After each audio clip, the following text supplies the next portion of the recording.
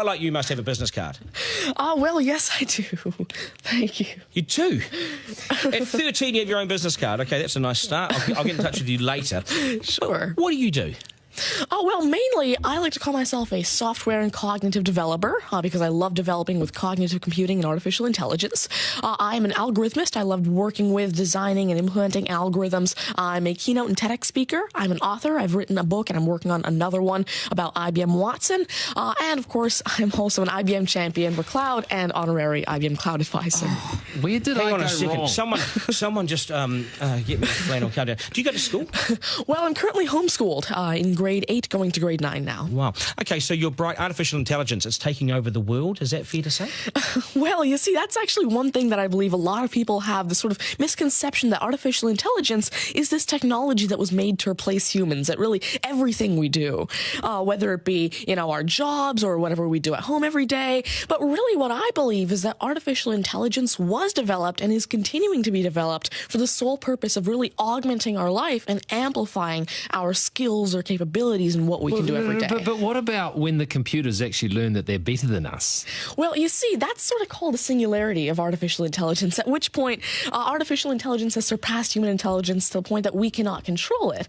But really what I believe at this point, artificial intelligence, I won't go into the details right now since we're limited on time, but the thing is right now, artificial intelligence itself as a technology is so foolable and so primitive that either A, we won't reach that singularity point, or B, if we do, it's a very long ways off. Do you understand that, Mark? No.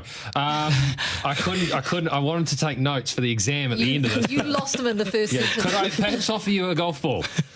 There you go. Thank you very much. You do this YouTube channel, which you teach people. What is that all about, and who is your target audience? Yeah, sure. Now, I actually have a YouTube channel called Tanmay Teaches that I've been running for around 6 years now, and it has over 144 videos and now 22,000 subscribers. And so on it, I love to teach about computing, really programming, these algorithms that I develop, machine learning especially, math, science, and especially technologies like IBM Watson. Because, of course, I like to share my knowledge because I realize that there's this lack of resources for people to learn about technologies like AI, which is why I absolutely love sharing my knowledge through, of course, these YouTube videos, the books that I'm authoring, the keynotes that I have, and really Watson comes in here in such a great way because Watson allows me... What's Watson?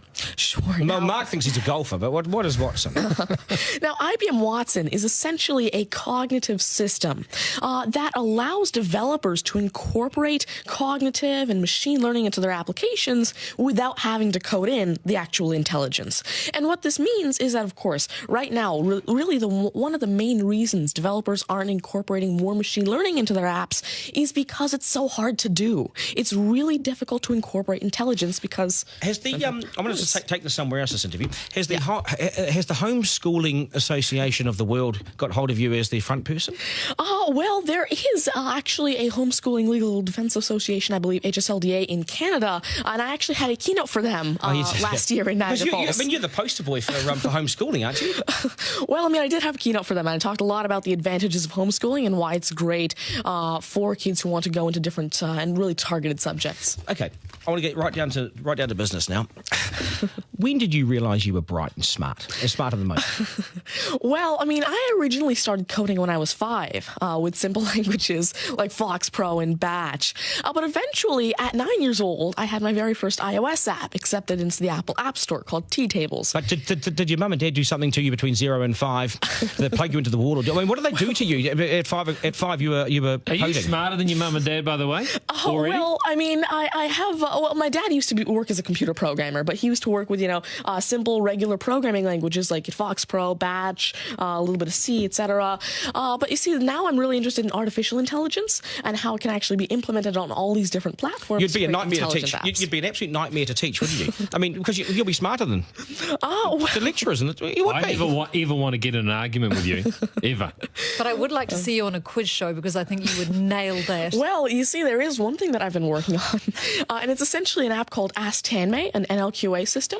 And so essentially, it's a system that can take your natural language questions and answer them for you using Watson and artificial intelligence. And actually, the original reason why I made Ask Tanmay, there's an Indian version of the Who Wants to Be a Millionaire show called KBC, which I originally wanted Ask Tanmay to play. So that actually ties in quite a bit with what I wanted to do. It's nice to see you. Do you get because you're homeschooling? You wouldn't go to school dances and things like that, would you? School socials and things. Do you get well, I actually used to be regularly schooled until grade 6. Right. Then I became homeschooled, and so of course I still do have my This friends is still from a school. victory for public schools. Take that golf ball Yep.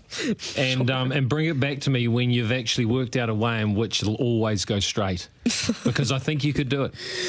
Technically, using a genetic algorithm or something. I knew there'd be an answer. Hey, it's brilliant to meet you. You're a complete inspiration. Thank you. And I hope my son was watching, a 7-year-old son. Message to Buster Garner, you got work to do, mate. Do your homework, and we got to sharpen things up. Nice to see you. Thank you very much. much. All the very best. Thank You're you. amazing. Thank you. You're amazing. Okay, news is next, and then we are joined by today's panel, which won't be as smart as this guy, but they'll still be good, and we will head back to some of the beach as well for a game of 9 and 10. So much pressure now on the contestant in 9 and 10 just to rip through it and get it right. It's coming up after 8.